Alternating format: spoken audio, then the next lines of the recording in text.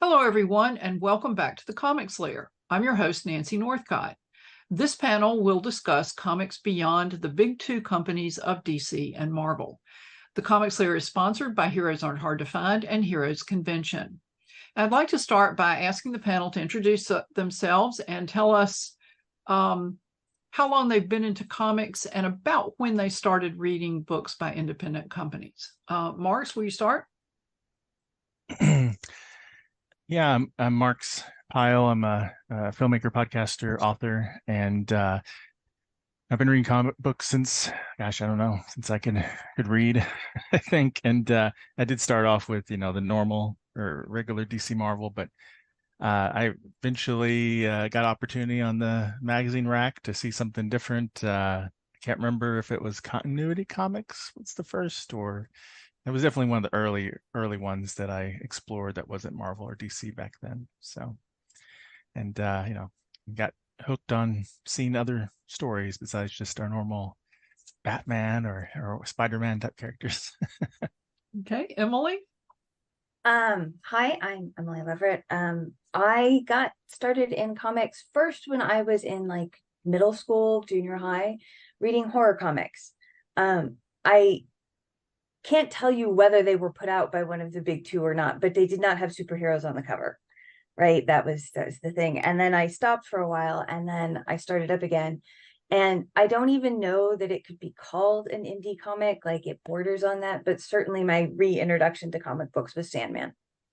In the late 90s, early 2000s, a friend of mine introduced me to them. And again, I mean, yeah, he was a superhero, but he was a superhero, right? So, and then I kind of got away from them again, and then I got back to them. And a lot of it was from my husband, who reads both straight up Marvel DC comics and always loves weird indie stuff that sometimes I'm like, yeah, I want to read that. And other times I'm like, no, I don't. But they're always interesting. John?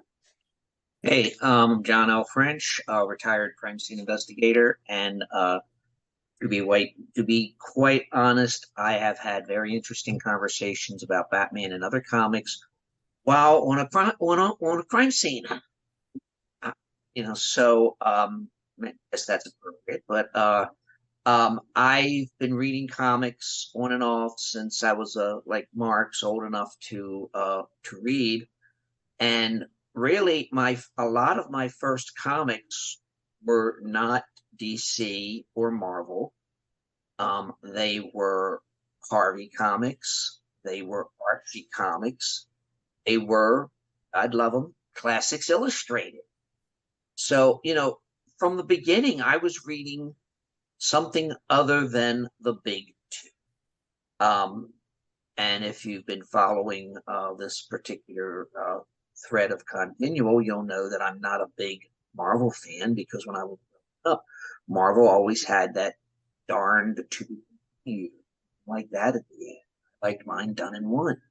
I fell away from comics for a good while, and I was drawn back by Batman the Dark Knight, and started reading a lot of DC comics, and rediscovered indie comics when Diamond Comics started publishing previews. That's how old I am. I remember the first issue preview. But that opened the door to a lot of comics I would not have normally been aware of. We had to just kind of figure out what comics were coming out on our own. Well, in the days of spinner racks, we were all dependent on what the particular store had on their spinner rack that week, and sometimes what the distributor chose to give them rather than what they requested. So, and by the way, I will put in a plug here that we have a panel recorded previously on comic book distribution from spinner racks to direct sales. So if you're interested in that, you can check that out. I also read those kid comics, Richie Rich, Casper the Friendly Ghost, Nancy and Sluggo, and Archie, of course. I read Archie. I bought Betty and Veronica's Summer Fun every year. until I graduated from high school. I mostly read superhero comics. My allowance stretched only so far, and most of it went to superheroes.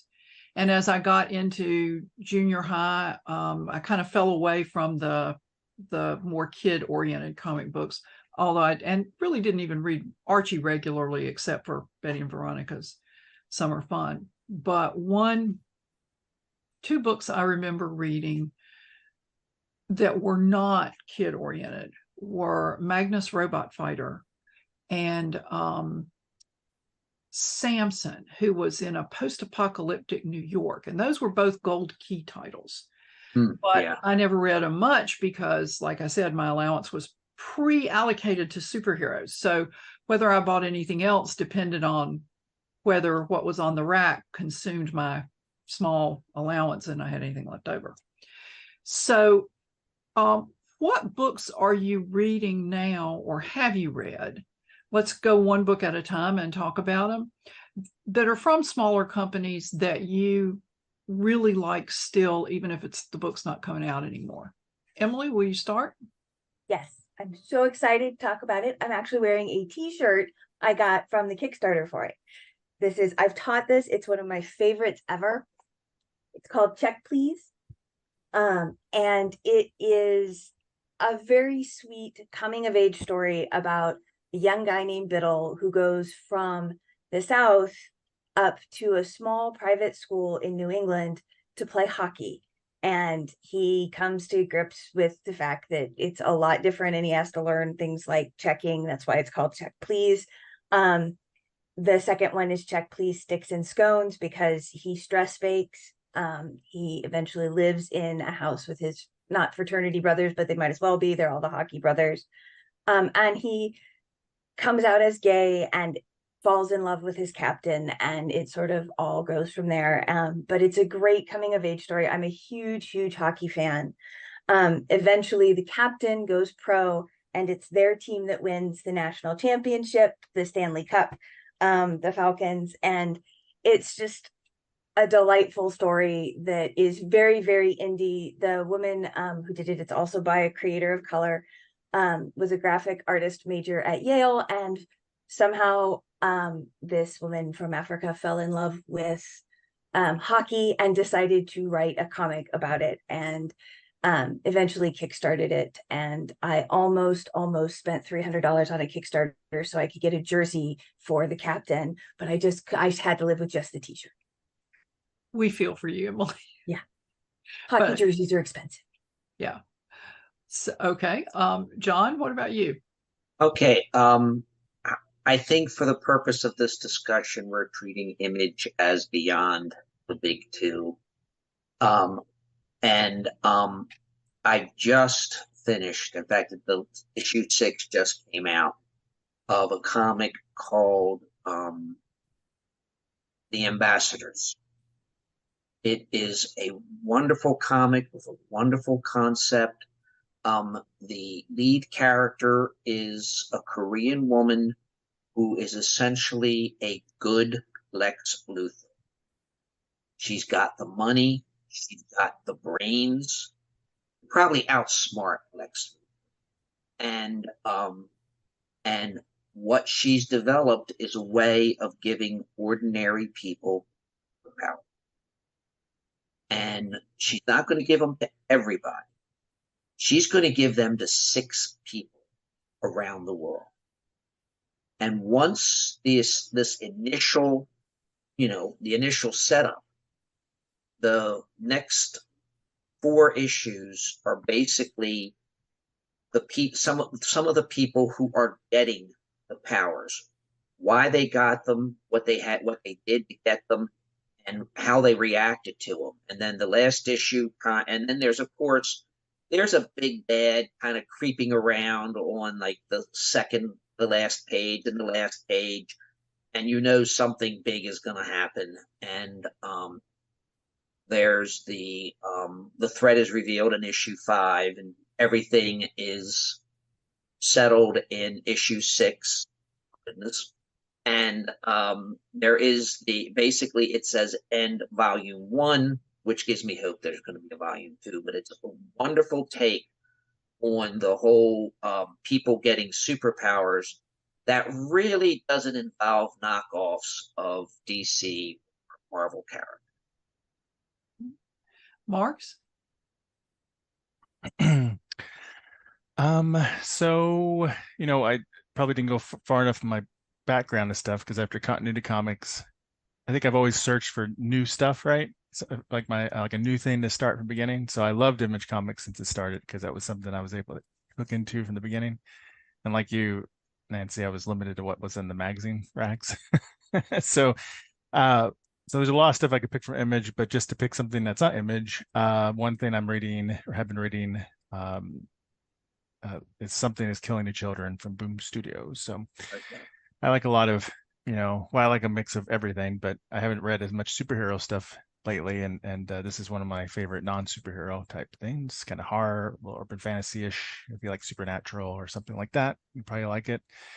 And follow this character who's part of the Order of St. George, is House of Slaughter, and they hunt down monsters and stuff, and they're kind of tied to children's ability to see them and such. And it's very cinematic in the way it's drawn and told, and you can see it. I think it's been optioned, I'm pretty sure, because I can definitely see it being turned into a TV series or movie, and then I believe it's still going. So I get each of the new graphic novels as they come out, and they also have a spin-off book too. So it's kind of goes back in the past a little bit with one of the other characters. So pretty cool. Yeah, well, one of the ones that I've most recently really read and enjoyed it, not just it's good enough to keep buying it, but I really enjoy it, and I look forward to every issue hitting the stands, was Once and Future, also from Boom Studios.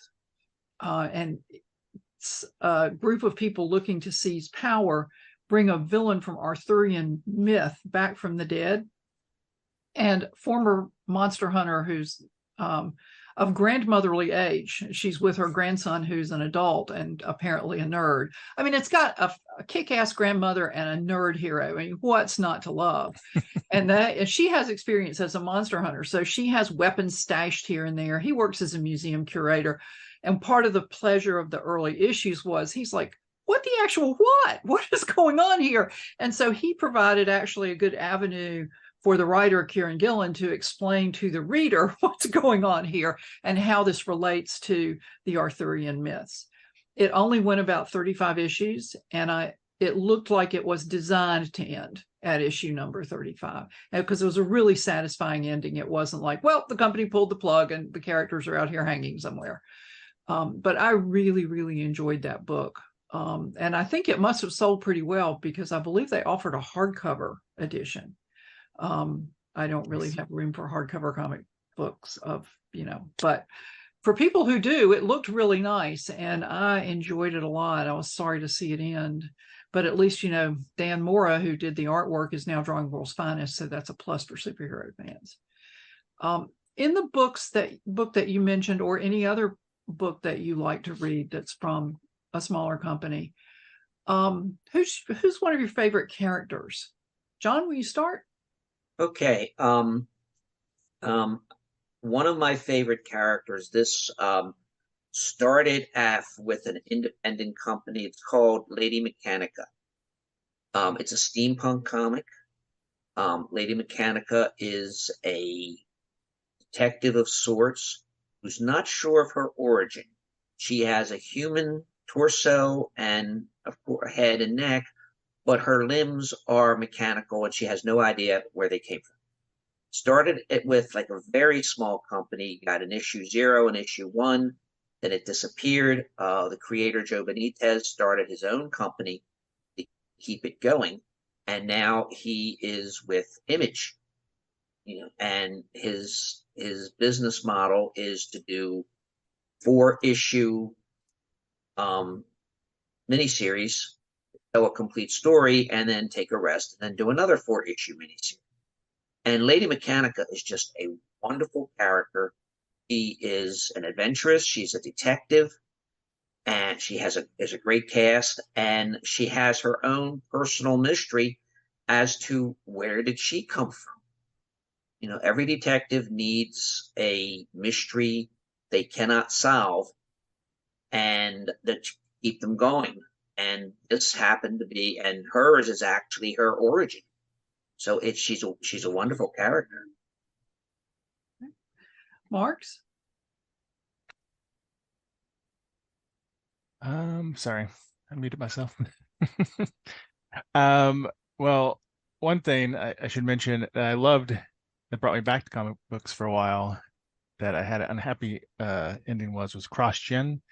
I loved all these non-superhero stories that CrossGen did, and I probably like almost every one of those characters. It was very character strong.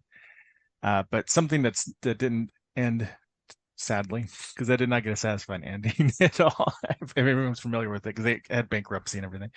And I promise I'm not all horror or anything, but Hack and Slash. So it used to be Dynamite, now they're Image Comics, and I guess just like that, it's that 80s horror vibe mixed in there, and Cassie, Hack, and Vlad just make a really interesting duo of monster hunter or slasher hunter type characters, and so it's almost feels like guilty pleasure because it's so like 80s over the top hard type stuff, but it's I don't know, I just like those characters. They're very iconic to me in a way, and they really stand out, and it's one of those ideas, like if you ever liked any of those slasher films, you're just like, oh yeah, it's so obvious of an idea, why didn't I think of that, darn it.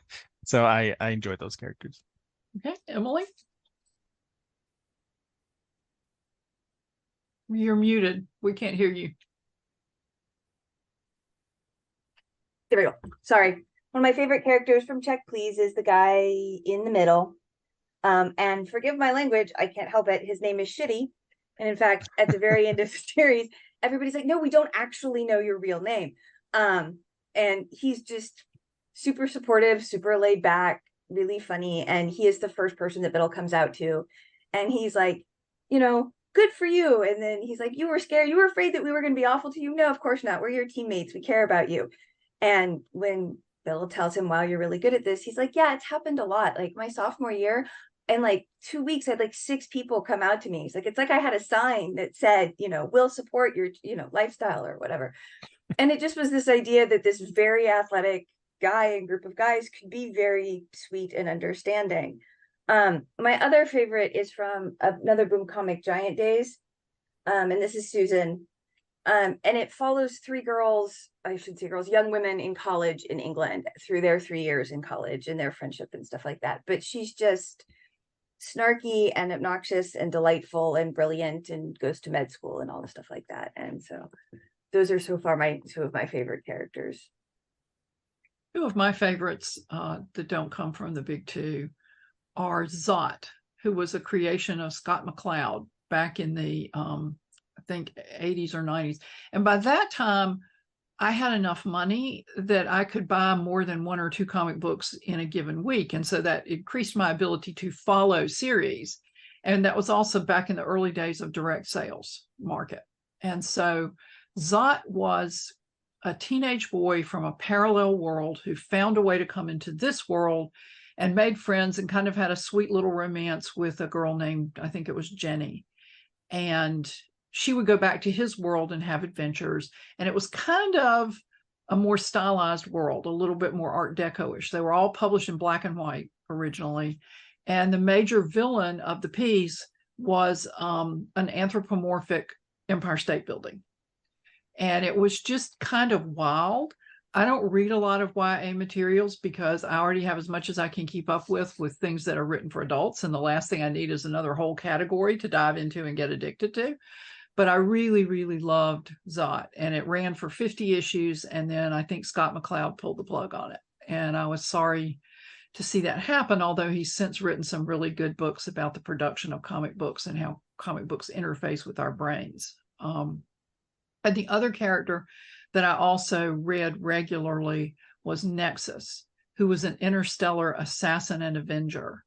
And his partner was a woman named Sandra Pyle, who also could kick butt when the need arose. Although Nexus had the ability to do something called fusion casting, which is blasting power bursts. And he was sent to kill criminals who had gotten away with it And so he got to the point where he really wasn't crazy about this job and wanted rid of it. And I think at the end of the series, he did get free of it, but I'm not positive. And that was by Mike Barron and Steve Rude. And it went through several publication homes. And then I think it eventually ended up at Dark Horse. I did actually make some notes, which is, unusual sometimes. Yes, it started out with Capital Comics, then with First, and finally with Dark Horse. And it launched in 81, and I think it concluded maybe in the late 90s or early 2000s.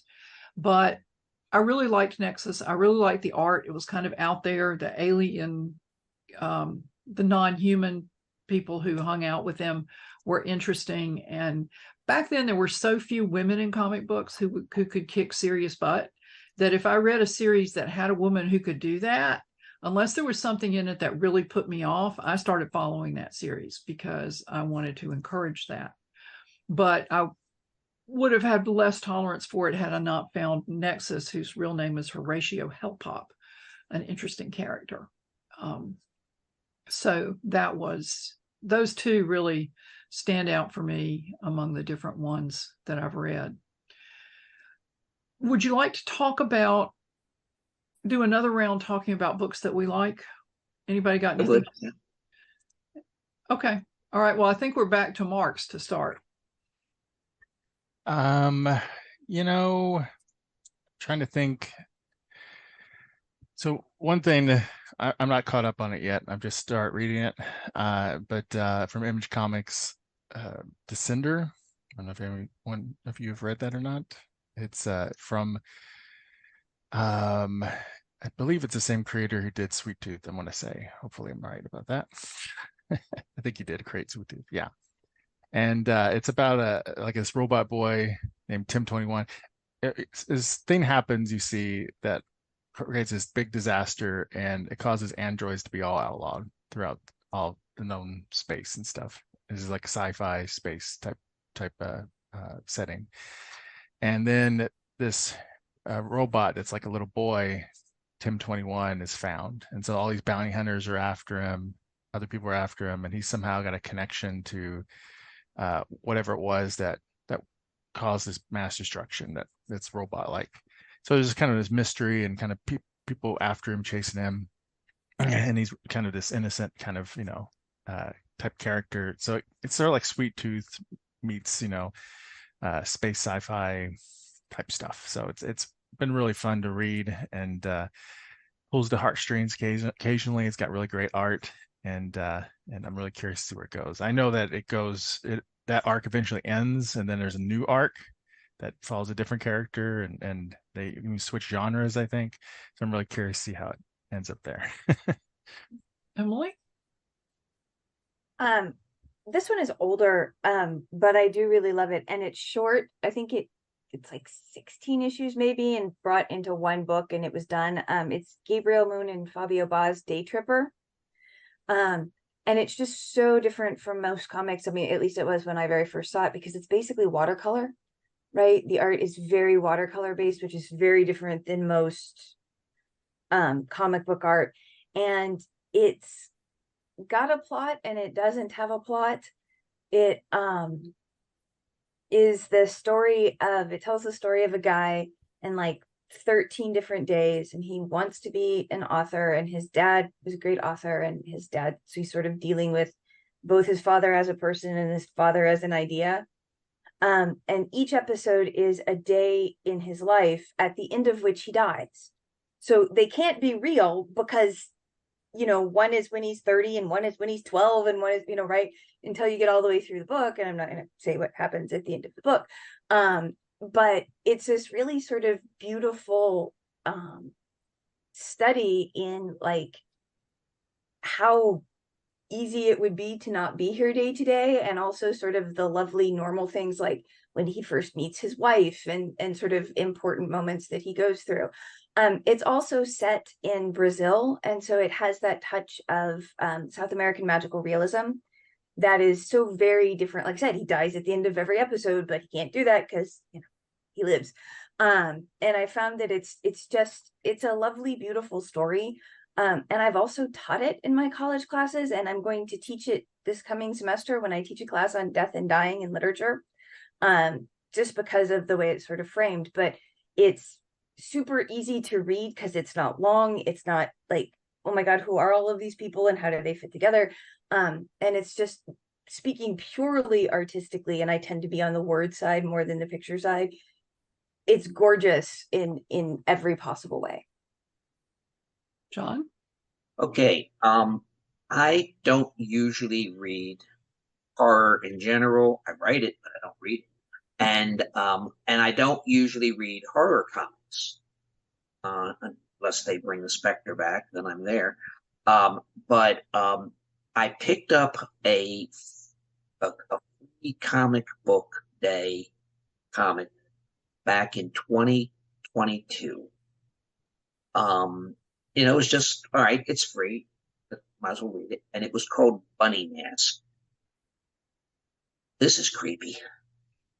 And it's my kind of creepy. Bunny Mask is apparently a young girl who looks like she's wearing a bunny mask. And she basically metes out justice to people who really deserve it. And I started getting the comic. And I picked up the first trade, and this guy starts out. There is a murder.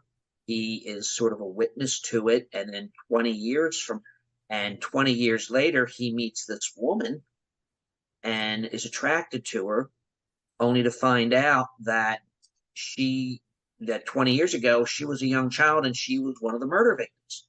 And it just gets weirder from there. So it's the trade, the volume 1 of the trade is out, and I believe volume 2 of the trade, which does include the free comic book day issue, will be out, I think in September. So definitely look for that. Apologies to the artists, to the creators. I don't remember your name, and to the comic book company who puts it out, because I don't remember your name either. But if you find Bunny Mask, you can look at those things. It's a wonderfully creepy book, and if you like wonderfully creepy, you'll like this. Well, I have to recommend Bitterroot. I think it's either finished or on hiatus, but it's set in New York during the Harlem Renaissance, and it follows a Black family who are monster hunters. And it's for those of you who are not familiar with the Harlem Renaissance, it's New York in the 1920s. And I used to teach a class on the 1920s with a small unit on the Harlem Renaissance, because there's a lot about the 1920s to cover, so everything was a small unit. But when I saw that, I was really interested in it and wanted to see what they had done with it.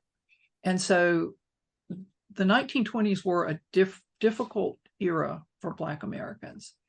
And there were a lot of returning soldiers who were actually lynched in uniform. It was that bad. And that also saw the resurgence of the Ku Klux Klan. So it was a difficult time for Black people in America. And that plays into the plot lines of the stories. I really like the interrelationships of the family. The art it's not slick like you expect from a superhero book, and that's obviously deliberate. It's a very consistent style that's just a little bit rougher than Superman or Batman would get, and it fits the stories really well. And I believe it was published by Image, and I was just actually looking it up really quickly while you all were talking about something else, so I could credit the creators. Sanford Brown, David Walker, and Chuck Green are the creators. And it's a really good book, but I do think it's on hiatus because I haven't seen it lately. And that might be a good point to segue into, okay, you want to try independent comics. You want something new and different. Where do you go? Emily, what would you recommend? Well, I know a lot of the independent comics that I've read have been by people who write superhero comics too, right? Like essentially the superhero comics are their day job, and then they get to write and create whatever they want on the side because they've made money with, Hawkeye or whatever. Like Matt Fraction's Sex Criminals was a fun one to read. or Kelly Sue DeConnick's Pretty Deadly. They're like really interesting. And so if you like people, if you already read superhero comics and you already know who you like, Greg Rucka's another one. I don't read him as much, but my husband loves all of his detective noir stuff. He does that really, really well. But he's also done a bunch of superhero stuff. So that's, I think, one really great place to start is, oh, I liked X person's run of this. Let me go see if that author has something that they've done that's their own baby that somebody else doesn't own, right? That they have. And so that would be one of the first places I would start, honestly. John? Hey, I would recommend, well, what Emily said is good.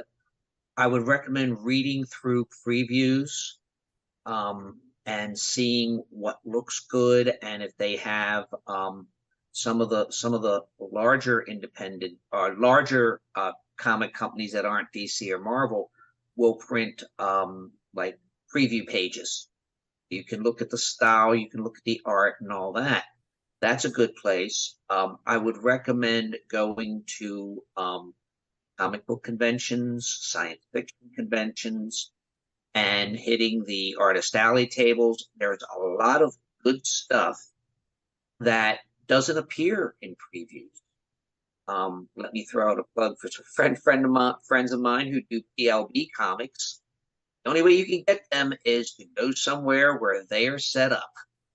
And but also when on Free Comic Book Day, if your comic book shop will have free comics, and it's a good place to sample them. For instance, like I said, that's where I found a bunny mask.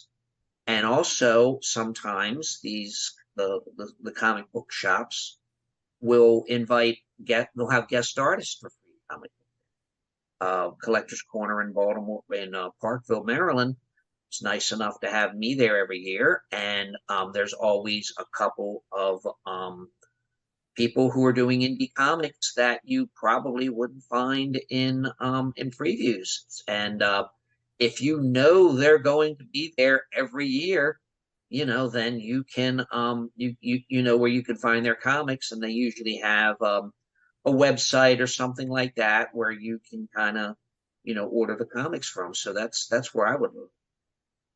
Marx? Yeah, to find a more obscure creators, conventions are definitely the way to go, and you can kind of make that personal connection a little bit too. If they have a Kickstarter or a Patreon, then you can support them through those.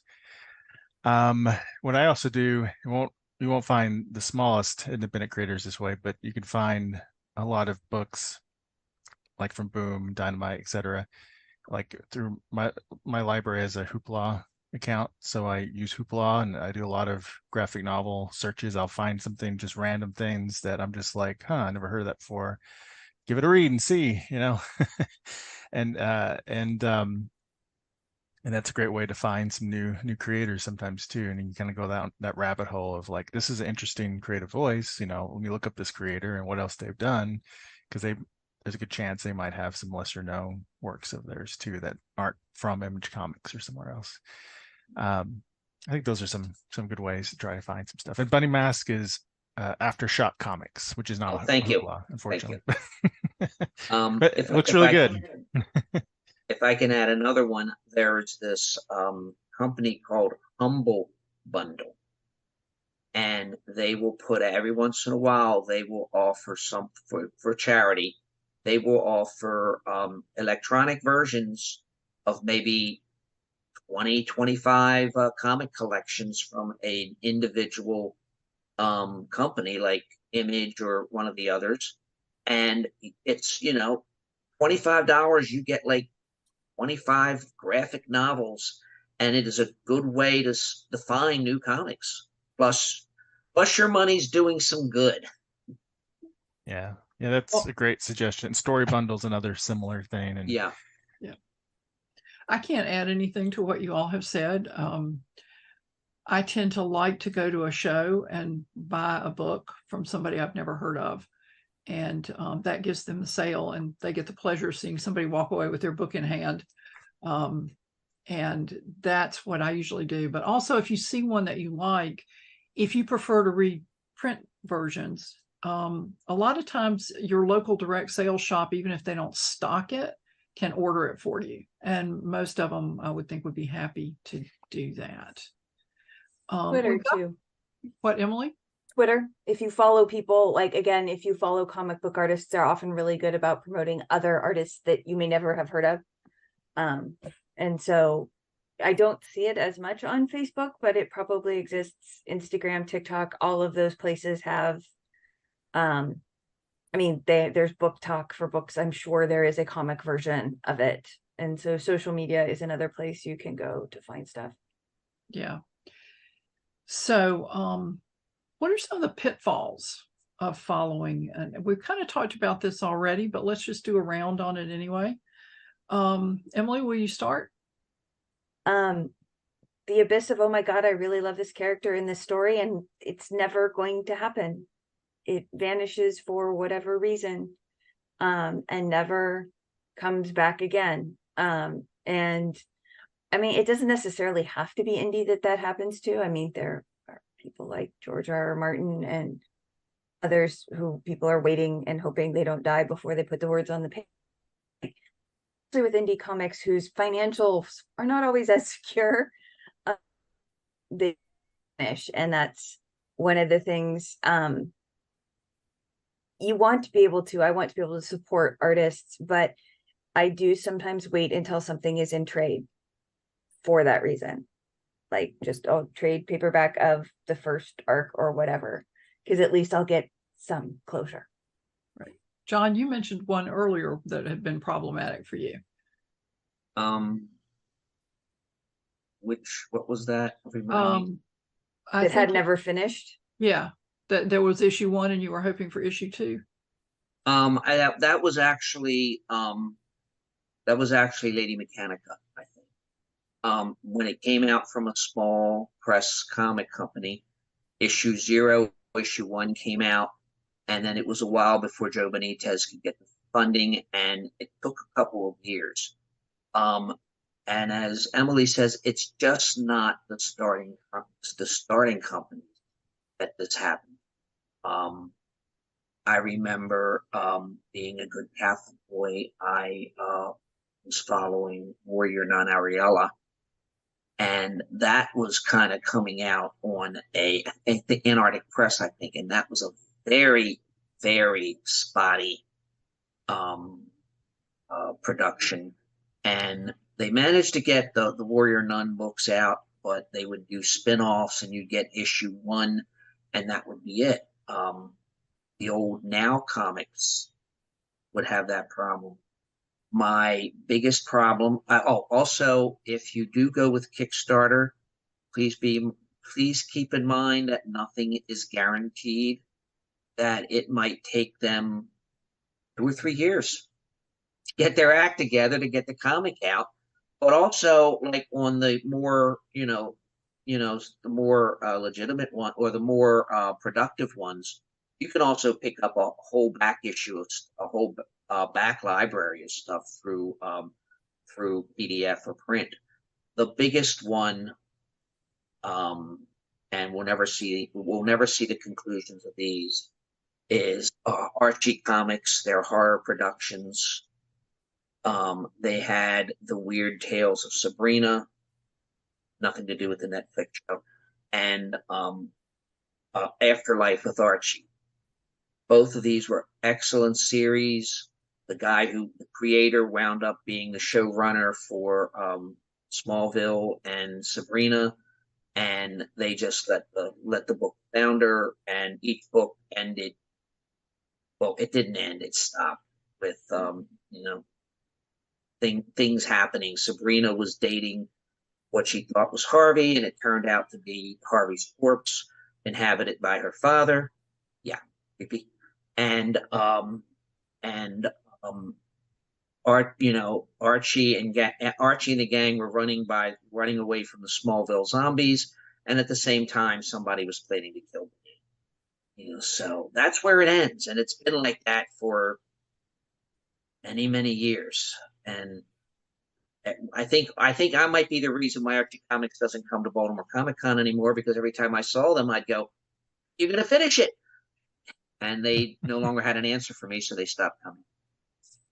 So, but that is the big pitfall of supporting new comics. Not that you should stop, but just keep aware that you know, a 4-part miniseries, you may only get 1 part. So you know, Yeah. you may want to support, you know, you may want to you know, I don't want to say not support them, but you should just be aware that this could happen and just put it as a contribution to a beginning artist. Yeah, and I ran a Kickstarter project that we finished, but man, it was supposed to come out in October of 2019. We had a small snafu with the publisher we were going to use, and by the time we got that set, the big scary thing happened in 2020, Yeah. and it just blew all of our schedules and everything. And I mean, we got the book out, everybody got everything they asked for and more, because we were so sorry. Yeah, well, props to you for But doing that. like, it wasn't, and nobody dropped any balls. It wasn't anybody's fault. And so sometimes things do happen, and it is a good idea to give creators time to make it right, because oftentimes they very much want to. But yeah, I mean, it came out, I think, over a year late, because that's just, well, a year late is actually good. Yeah, I mean, it could have been a lot worse. Yeah, I remember there was one, and if I mention the name of the comic, some of you might know what it is, so I won't. But essentially, the person running the Kickstarter did a like this. John, I'm I'm not sorry, gonna we be- lost that last I sentence. said the creator of this particular Kickstarter comic basically said, "Look, I'm not going to be able to do it. I'm sorry. I will do my very best to refund your money. It might take." And I didn't have that much invested in it. And I just said, man, just, you know, use whatever money you're going to give me for somebody else. It's just, but that's just, Kickstarter warns you. And generally, I'd say 80 to 90% of the Kickstarter programs that I've followed, that I've supported, have come. Okay. Marx, do you want to add anything? Yeah, I think those are all great points. I think even Marvel, DC, sometimes they just drop storylines and cancel comic runs. It can always happen. But yeah, you got to support the creators, or they'll definitely not continue. I mean, if you look at a Kickstarter person and they've done other projects and succeeded in them, I think it's a safer bet there, right? That they're gonna, or they have a history in comics already. If it's somebody brand new, never done Kickstarter, never published comic, then just don't be surprised if maybe nothing ever comes of it. But you gotta take a chance and support them, and you never know who's going to become the next big voice and big fan base. So I mean, like I mentioned, CrossGen, I was buying like every single book of theirs back when they came out, because it was just like, oh, it's not superheroes, it's different, and this art's great, and blah blah blah, and it's got this overarching storyline that connects everything, and it's this giant war it's going to happen, and they come up part 1 of it after years of build up, and then they're like, Big Rempsey, we're done. And I'm like, no. That was pretty hard. I actually quit reading comics for like 6 months or something after that, because I just like, forget it, and because that was a huge investment of time and energy just for nothing. But still, it was a good influence on me as a creator. It's great stories, and so I did gain that from it. But yeah, that's how it is. I'm sorry. Did you want to add something else? No. Yeah, I follow several people on Twitter who are indie comics producers, and their Kickstarters have been up for years, or they got 1 issue out and they didn't have another one. Not that they've given up on it, but as John said, it can take them a while, because by the time most people, especially when they're not doing a Kickstarter, by the time most people pay their bills, set aside something to eat, money for something to eat, they don't have a lot left over to put into an indie creative project of any kind. But I do have to make one correction to what I said earlier. My handwritten notes are scrawled in the corner of a piece of paper, and the creators of Bitterroot are David Walker, Sanford Green, and Chuck Brown. I had it wrong, and so apologies to y'all. That's the correct way to find that book. So if you were going to recommend that somebody try something outside the big two, all they've ever read is Marvel and DC and superheroes and stuff like that, what would you recommend that they try? John? Okay, I've already mentioned The Ambassador and Lady Mechanica. If you like crime, there is, right now there's 6 issues. There may be more. Let's keep our fingers crossed. And it's from Image, the comic called Newburn. Newburn is an ex-cop who now investigates things for the various, shall we say, families that run crime in the city, and he does it because he's basically a neutral, and that's 6. Right now it's a 6-issue series. Haven't seen any more for a while. They promised more, but there's some really intriguing characters in it, and I think you'd like it. Okay, Marx? I think it matters what you like. Image Comics is a safe bet for all sorts of different genres and different voices. And they act as, it's not 100% independent. I mean, they act as a middleman in a way, and I think that helps a little bit with quality and chances of it getting completed and such. I think if you like classic characters or media tie-ins, I think Dynamite has a lot of really interesting stuff because they brought back a lot of public domain characters or their Project Superpowers and stuff like that, and they do weird crossovers with different characters from media, like Tarzan with if you follow tabletop RPG stuff like Pathfinder, they have books with Pathfinder, so you get like weird things where Pathfinder crisscrossing with Tarzan and random other characters and then game stats with them, which is really interesting. So some people would love that.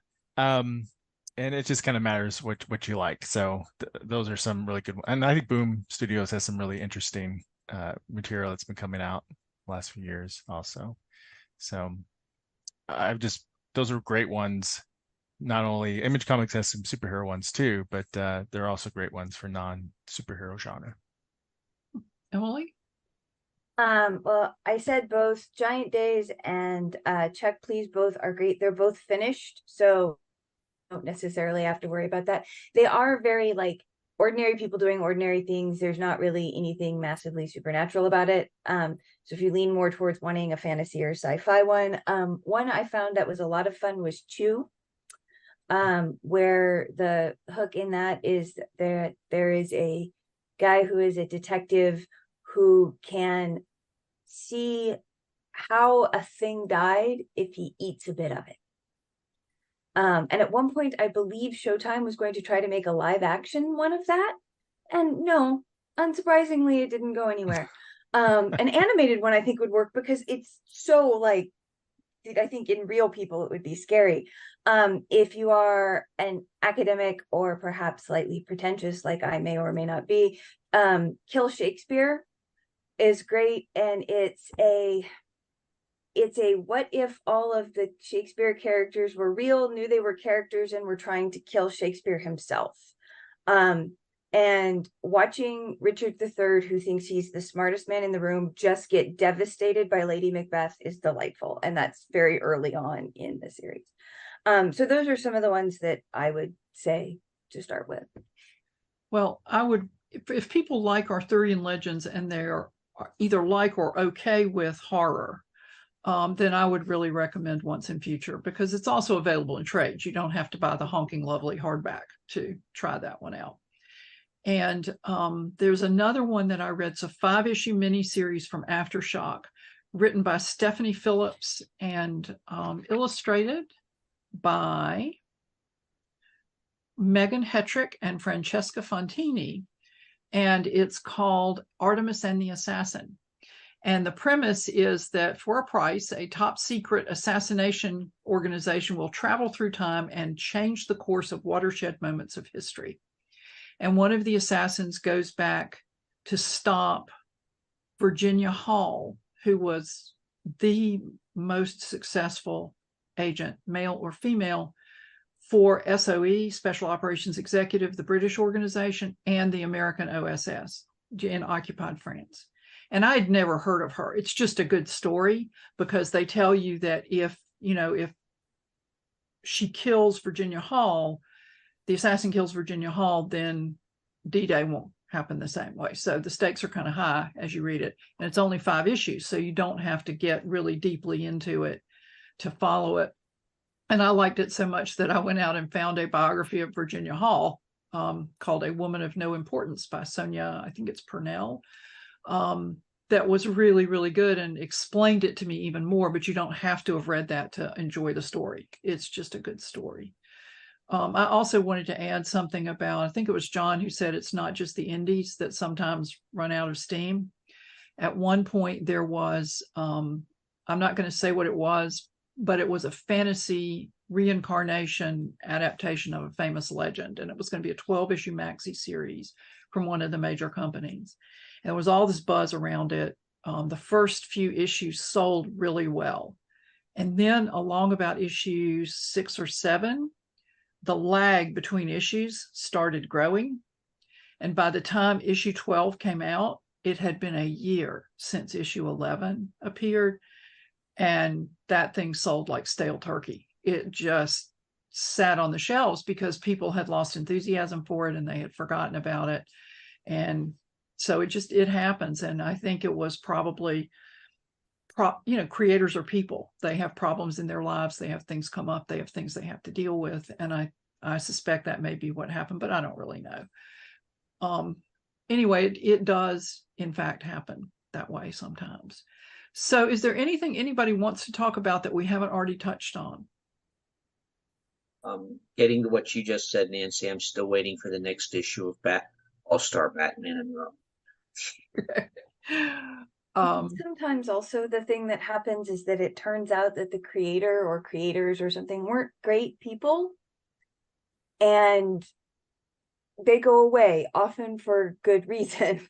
I saw that I had that happen with a couple things I followed where suddenly I was like, we have signed art by that person that is coming down off the wall. Oh, and things like that can interrupt it. And so sometimes the story suffers for things that probably aren't necessarily bad things. Yeah. Anything else? Okay, well then let's go around. Please tell people where they can find information about your work. If you have got something upcoming or recent you want to highlight, this is a great time to do that. And John, we'll start with you. Okay. Again, my name is John L. French. I have my books are on Amazon and Barnes and Noble. My latest book is from Old Venture Press. It's called The Wages of Sin. That's SYN. And the lead character is sort of a not a private detective, but he's the guy you go to when you have a problem that no one else can solve. Okay, Marx? You can find me at marxpyle.com. Also some of my writing or that I either wrote or worked with at cabotcrossing.com. Newest anthology that I co-edited and co-wrote is Tales of Monstrosity, Monsters, Myths, and Miscreants that came out like a couple weeks ago or a couple months ago. We had a successful Kickstarter with too, and luckily we fulfilled it within a couple months or so. But it was a challenge. It was quite, so I understand why it would be a challenge for people. I can only imagine working with art and those extra steps of doing graphic novel art or comic art would add a lot. Anyway, you can find that also at marxpyle.com or at Amazon, any of the main places. Okay, Emily? I'm Emily Leverett. You can find my stuff and me at emilyleverett.com and sign up for my newsletter. I have 2 fantasy series out, one sort of high fantasy series about a woman who goes to Fairy to find her changeling father and ends up as a university teaching assistant because immigration requires her to have a job. The other one is a historical paranormal romance set in the 12th century based on the real life and stories of Abbess Marie de France and a werewolf that she may or may not have known. Also, if you are interested in the Kickstarter project that I dealt with, that also has a story, the first story actually is a delightful story by Nancy. It's called Predators and Petticoats. You can find it on Amazon, and it is a collection of stories where all of the main characters are female predators. Not all of them, but all of them are female predators. That was a fun project to work on, by the way. You can find information about me at nancynorthcott.com. And obviously, I'm here in the comics lair a lot.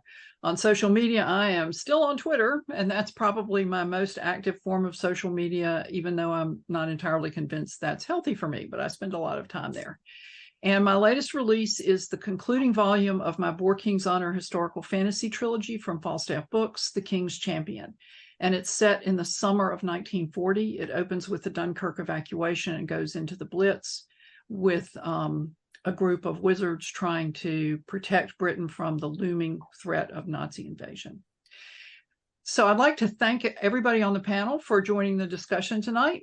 Thank you to everyone who's watching, and thank you to our sponsors, Heroes Aren't Hard to Find and Heroes Convention. For more information about them, visit heroesonline.com.